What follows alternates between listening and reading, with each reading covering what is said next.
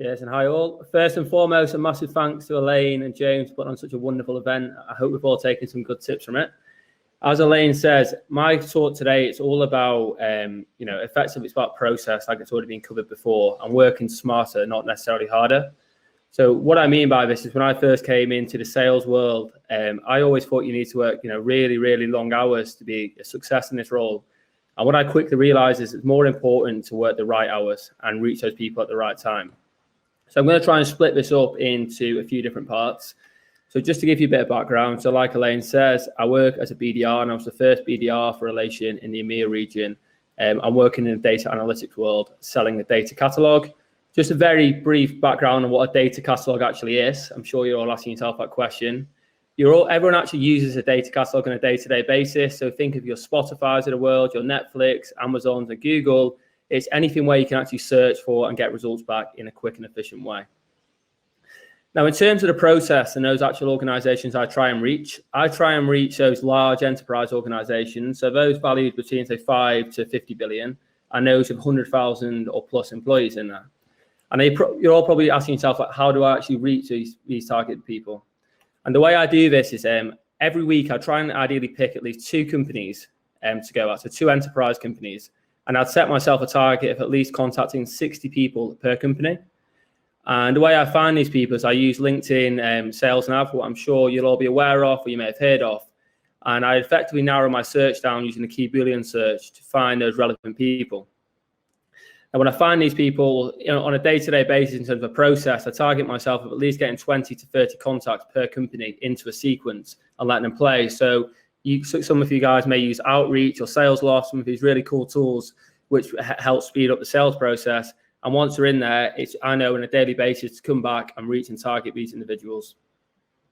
The next thing I want to talk about is the actual best time to call these individuals. So when I first started out in recruitment and necessarily sales, I was kind of calling people all day, every day. And I think that's a good thing to do. But sometimes you need to take a bit more of a strategic and targeted approach with this. So what I mean by this is if you're not getting success at calling somebody at 9 o'clock on a Monday, every single week, you need to stop doing that and stop wasting your time. And the way I kind of do this, I kind of worked and I sat down one day and I thought, when am I getting most success on the phone? And I realized this was typically usually around quarters to the hour or 10 minutes to the hour. And why I find this is a lot of meetings will obviously take place on the hour and they sometimes, fall short 5, 10, 15 minutes. So it means when you're calling these people, I typically would have a list of individuals I'd like to call at quarters to the hour every hour. And when I'm getting through, the chances are, these people are out of these meetings, so they can take your talk. Now, I'm not saying they'll take a meeting or they'll take, they'll need to give you 5 minutes of your time, but you'll actually have an opportunity to pitch to them and get your points across. And I think that's one thing I want everyone to take away from today. In terms of, again, when I'm actually reaching these people, I mentioned that I try and get 60 contacts per company. Now, I'm not a whiz kid, however good I am. I can't guarantee 60 meetings with my account executives. But what we typically find is we probably get through having conversations with around 20 people, and we maybe get about 8 meetings within an account. And one approach me and my account executive kind of took to was an actual lunch and learn session. So instead of demonstrating and wasting my account executive's time spending per demo with every individual, we started trying to get everyone in the same room at the same time. And what it kind of did was it kind of helped bounce back ideas of people. Because in what we're selling, it's not going to be, it's not very transactional. It does take a long time. So we really, at the starting point, it's all about gaining interest from these individuals. The next point I want to do is really kind of my opening pitch. So when I'm reaching out to people, whether it be on LinkedIn, emails, or actual phone calls, I think it's very, very important to actually show you've done your research on these people, because that can help buy you time. Now, what I mean by this is don't bring them up and say, oh, I see you got an interest in football or the Premier League or BBC, whatever that may be. Actually take a deep look in their profile. So have the person you're targeting, have they worked at a previous organization what currently uses your tool? Have they recently attended an event? So in my case, did they attend a data event last month? What you can actually refer to when you approach them. And what this will do is when you actually speak to them, you will need to pitch them. But once you actually get speaking with them, it shows you've actually done your research. If you can drop a few things in an email or in a LinkedIn message or on the call. And it'll typically, again, it'll buy you a little bit more time when you speak to them. Again, in recruitment, unfortunately, I didn't have all this cool tech stack what I've got now. So at the moment, we get to use the wonderful HubSpot, Drift, Outreach, Salesforce, and so on. We just used to use Excel and an old database.